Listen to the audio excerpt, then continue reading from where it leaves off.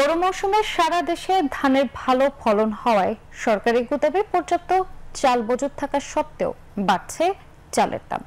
বগুড়া, নওগাঁ, দিনাজপুর সহ উত্তরের চাল উৎপাদন কেন্দ্রিক জেলাসমূহ রাজধানী ঢাকায় মূল্য বৃদ্ধি ব্যাহত রয়েছে। ঈদুল আজহার পর থেকে চালের দাম হঠাৎ করে বাড়তে শুরু করে, ফলে ভোগান্তিতে পড়েছে নিম্ন আয়ের মানুষ। এই অবস্থায় চালের বাজার স্থিতিশীল রাখতে চাল সিন্ডিকেটের বিরুদ্ধে সরকারের কঠোর এবং কার্যকরী পদক্ষেপ গ্রহণের দাবি উঠেছে জোরে সোরে। বিস্তারিত মাহমুদুল হাসানের প্রতিবেদনে।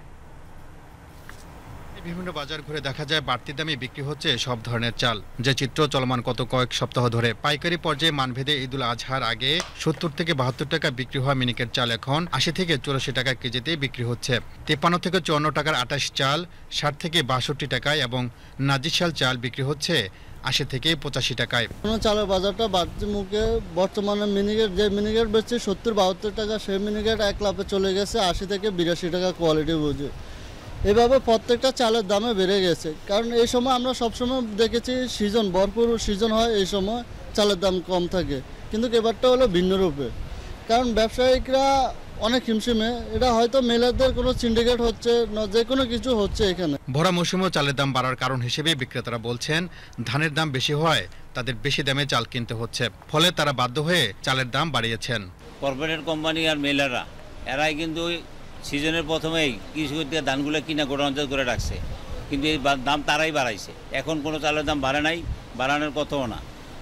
মুষ্টিময় কয়েকটা কোম্পানি এবং কয়েকটা মেলারের জন্য এত 18 কোটি 20 কোটি মানুষ কষ্ট করা মানে ঠিক হবে না আমি মনে করি।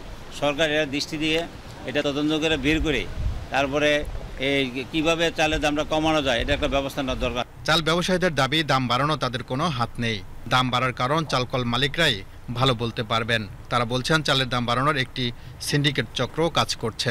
বড় বড় কর্পোরেট কোম্পানি, বড় বড় রাঘবওয়ালরা লাইসেন্স দিয়েছে, পূর্ববর্তী সরকার লাইসেন্স দিয়ে গেছে। এটা কৃষকের কাছ থেকে অলরেডি ধান কিনা ফেলাইছে, কিনা তারা এটা মজুত করছে, মজুত করার পর দাম বাড়াইতেছে। মূলত কৃষকের মূল্য পাচ্ছেন না, আর আমরা যে সাধারণ ছোট খাটো দোকানদার আমরাও লাভ পাচ্ছেন। মাঝখান দিয়ে লাভ করছে আপনার মুনাফাখোররা, মিলাররা আর আড়তদাররা। ভরা মৌসুমে চালের দাম বেশি হওয়ায় বিপাকে পড়েছেন সাধারণ মানুষ। বিশেষ করে নিম্ন আয়ের মানুষেরা জীবন চালাতে হিমশিম খাচ্ছেন। এই পরিস্থিতি থেকে উত্তরণের জন্য সরকারের পদক্ষেপ নেওয়া প্রয়োজন বলে মনে করছেন তারা। সাধারণ মানুষের ক্ষমতার বাইরে চলে গেছে। সরকার তো এখন এগুলি নজর দেয় না, নজর দেওয়া উচিত। মনিটরিং করা দরকার, সেরকমভাবে মনিটরিং নেই। তো আওয়ামী লীগ আমলে সিন্ডিকেট আছিল, এখনো আওয়ামী লীগ নাই, কিন্তু সিন্ডিকেট ঠিকই আছে। পোলা ফেনলে কষ্ট করে চলে, আমার স্বামী নাই, কমাই দিলে একটু ভালো হয়। যারা গরিব অসহায় এরা তো খাইতে একটু সহজ, আর যার টাকা আছে এরা তো খাইতে পারে। শুধু যে স্পেসিফিক একটা চাল তা না, সব চালেরই মোটামুটি দাম বেশি। তো এই কারণে সরকারের দরকার মাঠ পর্যায়ে কিছু করা।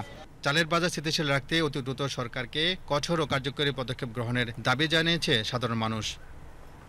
Mahmudul Hasan, BTV news, Dhaka.